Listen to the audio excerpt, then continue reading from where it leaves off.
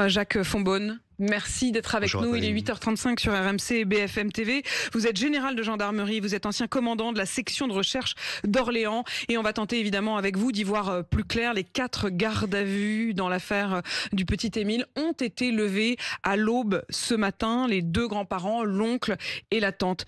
On ne sait donc toujours pas ce qu'il est arrivé à Émile. Non, on ne sait toujours pas. Alors, c'est vrai qu'il y avait 2 hypothèses. On en parle depuis plusieurs jours. Lorsque l'on met des gens en garde à vue, comme ça a été le cas, la première hypothèse, c'est celle d'une culpabilité que l'on va essayer de démontrer, qu'on va essayer de prouver.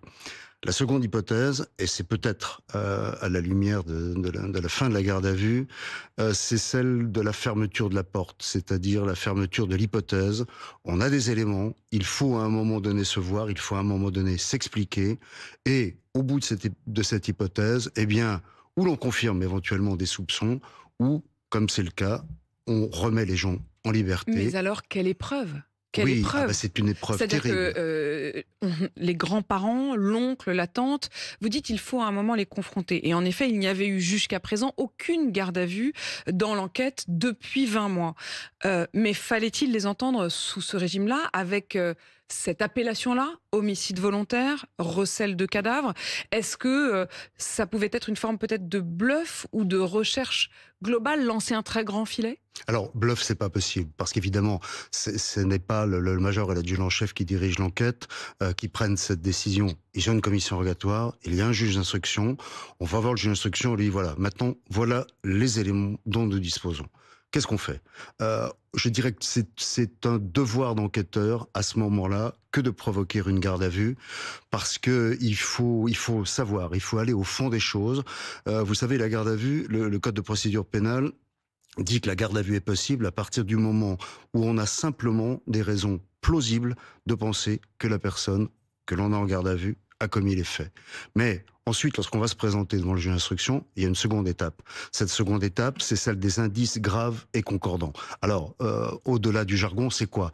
Une raison plausible, c'est vous menacez quelqu'un, il arrive quelque chose à cette personne, et on va dire, on va vous mettre en garde à vue parce qu'il va falloir que vous nous expliquiez. Des indices graves et concordants, c'est la même chose, mais en plus, votre téléphone a borné, par exemple, sur les lieux du crime. On vous a vu passer à proximité de la maison de la victime. Et là, on a des éléments qui peuvent devenir graves et qui sont concordants. Et on va vous présenter à ce moment-là au juge d'instruction qui prendra la décision soit d'une mise en examen, soit éventuellement de statut de témoin assisté, soit tout simplement de vous remettre en liberté. Et vous parliez effectivement d'indices graves et concordants. Ils auraient pu apparaître au fur et à mesure de la garde à vue. On imagine, et il faut quand même se souvenir, l'arrestation, enfin l'interpellation a lieu mardi matin à l'aube. 24 heures de garde à vue prolongée, ce qui laisse entendre effectivement qu'il reste des fils à tirer, prolongée quasiment en intégralité des 48 heures. Je crois qu'il reste une poignée d'heures éventuelles, mais on sait que c'est le maximum qu'on peut atteindre pour toujours. C'est-à-dire qu'il faut bien répéter à ceux qui nous écoutent aujourd'hui que cette garde à vue-là, il n'y en aura pas d'autre. On ne peut pas dans 2 ans se dire, mais au fond, c'est pour toujours, c'est 48 heures à vie. Oui, tout à fait. On a vu des enquêtes qui ont duré 20 ans, 30 ans sur des disparitions d'enfants. À partir du moment où on a utilisé les 24 ou 48 heures de la garde à vue, c'est fini. Alors, pour que tout le monde comprenne, évidemment, ça ne veut pas dire que c'est définitivement fini. Ça veut dire que les personnes ne pourront plus jamais être entendues par un officier de police judiciaire. En revanche, évidemment, l'instruction continue. Et si à un moment donné, le juge d'instruction a besoin de les entendre, il va les entendre. Mais ce sont des conditions matériels surtout, judiciaires évidemment, mais surtout matériels qui sont complètement différents. Général, est-ce qu'on peut dire ce matin que le grand-père, la grand-mère, l'oncle et la tante du petit Émile sont innocentés? Sont davantage encore... sont en tout cas... qu'il n'y a plus de soupçons? Je ne sais pas si on peut dire... Alors, on est dans une situation très, très délicate parce que je dirais qu'il y a un prisme médiatique qui forcément déforme les choses. En ce sens que dans une enquête... C'est précisément pour ça que je voulais qu'on prenne le temps ensemble. N'être pas dans le chaos ou l'agitation. Prendre le temps ensemble de savoir ce qui se passe, ce qui se joue à la fois dans cette garde à vue, dans le fait qu'elle soit levée et dans l'enquête qui bien sûr va se poursuivre. Alors, de toute façon, les gens sont innocents jusqu'à la dernière décision de la cour d'assises ou même de la chambre criminelle de la cour de cassation. On va dire qu'a priori, le constat, c'est celui selon lequel les enquêteurs ou ont fermé cette hypothèse, ce qui est sans doute le cas, et n'ont pas pu apporter aux éléments de départ qu'ils avaient une confirmation. C'est-à-dire, on peut imaginer dans ce cas-là qu'ils avaient des contradictions entre les déclarations des différents protagonistes, éventuellement des contradictions entre les faits qu'ils ont constatés, les expertises et par exemple les témoignages qui ont été apportés. Je crois qu'il y avait des témoins qui étaient entendus en même temps que les 4 personnes Tout à gardées fait. à Et vue. notamment Voilà. les enfants mineurs du Les couple enfants qui mineurs. n'étaient pas entendus Voilà. sous le régime de la garde à vue. C'est ça. Donc, à un moment donné, si vous voulez, quand dans une enquête comme celle-là, 48 heures de garde à vue, ça veut dire qu'on entend évidemment les personnes de façon séparée. Et puis, les directeurs d'enquête, je sais qu'il y a 2 directeurs d'enquête, un adjudant-chef et un major, font avec les enquêteurs des points, mais qui sont des points toutes les heures ou toutes les 2 heures, chaque fois qu'il y a un élément nouveau. C'est-à-dire, le grand-père nous dit ça, que nous dit la grand-mère? Elle nous dit la même chose. Que nous dit l'oncle? Il nous dit pas tout à fait la même chose. On repose les questions. Oui, on a des éléments. C'est comme ça que ça se passe. Oui, c'est absolument comme ça que ça se passe. Monsieur, madame, vous nous avez dit tout à l'heure, est-ce que vous pouvez nous préciser ça? Et on revient, et si vous voulez, on refait le point chaque fois. C'est pour ça, par exemple, qu'en matière de trafic de stupéfiants, la garde à vue est plus longue, parce qu'on a souvent des réseaux, on a des protagonistes, et donc on a besoin tout le temps de vérifier ce que l'un dit par rapport à l'autre. Ce qui relance évidemment le questionnement. Ce qui relance évidemment le questionnement. Général, est-ce qu'on peut imaginer qu'on soit parti sur une totale fausse route? Quand vous dites tout à l'heure qu'il doit y avoir quand même un doute sérieux, c'est-à-dire qu'on ne place pas, on peut éventuellement interroger les gens hors d'un statut de garde à vue. C'est très difficile, parce que si vous voulez ce que ça n'aurait pas été possible, ça j'imagine d'aller voir les grands-parents, de leur dire voilà, on a des doutes sur tel et tel point. Est-ce qu'on peut... Ça n'est pas possible hors du cadre de la garde à vue. Non, parce que si vous voulez, ce que l'on demande aux enquêteurs, policiers, gendarmes dans une enquête délictuelle ou criminelle, la seule chose c'est la loyauté. C'est-à-dire que l'on a le droit de se tromper à condition qu'on se trompe de bonne foi. À partir du moment où vous entendez quelqu'un comme témoin, alors que vous avez des éléments contre cette personne qui pourraient vous permettre de la mettre en garde à vue, c'est un obstacle au droit de la défense. Si on vous entend comme témoin, vous venez, on vous entend, il n'y a pas de coercition. On vous fait pas vider les poches, on vous enlève pas vos lacets. Vous êtes un citoyen qui vient apporter quelque chose. Si vous avez contre cette personne des éléments de culpabilité possible, ça veut dire que vous l'entendez sans lui avoir signifié ses droits, sans avoir la possibilité pour cette personne d'avoir un avocat. C'est donc la garde à vue est au fond presque plus protectrice. Absolument, oui, c'est exactement la formule. Pour les 4 protagonistes, voilà. Que si on était venu les voir simplement chez eux. Et puis vous déchirez la procédure si vous avez fait ça. C'est-à-dire que non seulement vous ne pouvez pas les entendre, vous êtes susceptible d'une sanction pénale si vous êtes officier de police judiciaire. Le procureur de la République va vous retirer votre habilitation. Le problème, évidemment, c'est qu'à partir du moment où on est mis en garde à vue, et on en est tous responsables, il y a un faisceau médiatique qui se concentre sur les personnes. Je dirais qu'elles sont, le mot est excessif, mais elles sont salies à vie. Vous savez ce qu'on dit? Il n'y a pas de fumée sans feu. S'ils ont été mis en garde à vue par les gendarmes... Et ça, c'est terrible, évidemment. Et ça, c'est terrible. C'est un petit village. C'est des gens qui ont certainement une réputation qui est celle de tous les honnêtes gens. C'est très, très, très difficile à porter. Et ça fait partie, si vous voulez, Il y a quelque chose qu'on oublie toujours dans ce genre d'enquête, c'est la dimension humaine. Alors, ça fait un peu convenu, mais évidemment, on pense aux parents qui, comme nous, comme le public, comme tout le monde, à un moment donné, s'est dit, on y est. Maintenant, on va avoir une explication. Maintenant, il y a peut-être quelqu'un parmi les 4 personnes qui ont été mises en garde à vue qui a quelque chose à dire. On est dans un cercle familial, c'est-à-dire qu'ils ont été libérés, mais il y a quand même une explication familiale. Imaginez que ces personnes soient ou aient été mises en examen, c'est un cataclysme familial. Et puis pour les enquêteurs, il y a quelque chose qu'on oublie parce que les enquêtes dans ce genre de choses peuvent durer extrêmement longtemps. Moi, j'ai très bien connu l'enquêteur qui avait travaillé sur l'affaire Dickinson et qui était le même. Voilà, l'affaire Dickinson, c'est une jeune fille de 12 ou 13 ans qui avait été violée et assassinée à pleine fougère il y a quelques années. L'enquête a duré une quinzaine d'années. C'est le juge Van Ruynbeck qui, pour la première fois, si vous vous en souvenez, avait fait des prélèvements ADN sur tous les hommes de la région entre 15 et 65 ans. Elle a duré une quinzaine d'années. Ce même enquêteur a eu sous sa responsabilité la disparition du docteur Godard. Mais il me disait, je vis tous les jours avec le docteur Godard, Même quand je suis en vacances, je pense tous les jours aux enfants qui ont disparu, dont on a retrouvé des éléments de squelette, qui sont donc forcément décédés. Et un de mes camarades me disait que, par exemple, lors de la remise des petits ossements du petit Émile à la famille, il y avait les 2 parents et les 2 directeurs d'enquête. C'est-à-dire qu'il se crée entre les enquêteurs et la famille un lien qu'on n'imagine pas, mais qui est un lien d'intimité.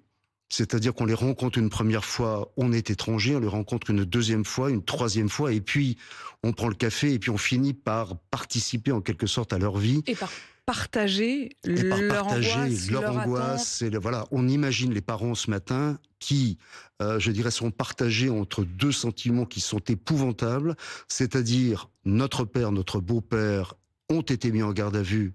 Est-ce que finalement les gendarmes ont pas mal travaillé? Est-ce qu'ils sont pas passés à côté de quelque chose? Est-ce que finalement ce ne sont pas eux les coupables? Alors on discute d'hypothèses, hein, évidemment, Bien ça sûr. ne remet nullement en cause la Leur présomption d'innocence qui est absolument qui est absolue, mais est-ce que finalement il ne serait pas possible que ce soit eux, que les gendarmes n'aient rien vu, qui se soient trompés, et de toute façon, s'ils sont innocents, il va falloir vivre au sein de la communauté familiale, et on a compris que c'était un milieu assez fermé sur lui-même, avec cet épouvantable drame de la perte de de la perte l'enfant. de l'enfant, et d'une suspicion qui, malgré tout, ne pourra Et on pas imagine qu'ils complètement sont partagés disparaître. effectivement entre cette inquiétude-là et peut-être une forme de soulagement à se dire bon, ce Oui. sont des membres de la famille et ils sont aujourd'hui ressortis libres. Je voudrais justement qu'on puisse écouter les mots de l'avocat de la grand-mère, Julien Pinelli, maître Pinelli, qui s'exprimait au moment où la garde à vue de sa cliente a été levée. Voici ces mots. Pour une grand-mère qui a perdu son petit-fils dans des circonstances aussi dramatiques, être entendue à ce sujet dans le cadre d'une garde à vue est une épreuve particulièrement lourde. Ma cliente l'a vécu comme un passage peut-être nécessaire dans le cadre de ces investigations dont elle attend tant de réponses. Elle se repose désormais. Ce furent 48 heures effectivement tendues et éprouvantes. 48 heures éprouvantes, mais maître Pinelli qui précisait donc pour BFM TV que sa cliente gardait toute sa confiance aux enquêteurs. Alors, j'ai su effectivement que les avocats avaient signalé aux enquêteurs, je dirais, la parfaite conduite de la garde à vue. Comme vous le disiez, et très justement, parce que c'est quelque chose auquel on ne pense pas, la garde à vue est un cadre qui est finalement devenu, avec l'évolution de la procédure pénale, un cadre qui est une garantie pour la personne gardée à vue. Vous pouvez faire prévenir votre famille, c'est un peu dérisoire en la circonstance. Votre employeur, si vous avez un traitement médical, vous pouvez venir un médecin. Vous êtes végétarien, on va dans la mesure du possible vous donner une alimentation qui correspond à vos convictions. Alors, vous êtes forcément dans une situation d'infériorité. On vient vous chercher à 6 heures du matin. Interrogatoire. Si c'est des narcotrafiquants, on va casser la porte, on va rentrer avec le GIGN ou avec une force mobile. Là, on s'imagine qu'évidemment, c'est pas la même chose. Mais c'est 6 heures du matin. Vous êtes sous votre douche ou vous êtes au lit, on vient vous chercher, on vous signifie vos droits, et à partir de ce moment-là, la machine s'enclenche. On vous enlève votre montre, on vous enlève tous les objets avec lesquels vous allez pouvoir vous faire mal, on vous enlève vos chaussures si vous avez des lacets. Vous savez l'expression, on devient un va-nu-pied, c'est-à-dire que vous êtes face à des enquêteurs, des gens qui sont dans une situation d'infériorité. C'est long, vous l'avez pas. Vous dormez Mais on les imagine cellules que vous de la dormez gendarmerie, mal. vous dormez pas. Vous avez un bas-flanc qui est en béton, une couverture. Maintenant, c'est un set d'hygiène, c'est-à-dire qu'au moins vous êtes le premier à dormir dans Vous la avez des draps couverture, propres ce en qui n'était quelque pas le sorte. cas. Mais Voilà, mais c'est quand même très très éprouvant. c'est une épreuve évidemment, et d'ailleurs les avocats à la fois du grand-père et de la grand-mère l'ont exprimé. Jacques Frombonne, la prochaine étape, ce sera à 10h30, dans 1h30 maintenant, la conférence de presse du procureur d'Aix-en-Provence. Qu'est-ce qu'on peut attendre de cette conférence de presse? Je pense qu'il va mettre les choses au point. Alors évidemment, il dira pas tout. Il a été très prudent, le procureur de la République, depuis les 20 mois du début de cette enquête. Je pense qu'il peut expliquer ce qui s'est passé pendant cette garde à vue. C'est-à-dire dire que les gendarmes avaient besoin à un moment donné de purger cette hypothèse. C'est-à-dire, voilà, nous avons, parce que les chefs de mise en cause étaient quand même extrêmement graves.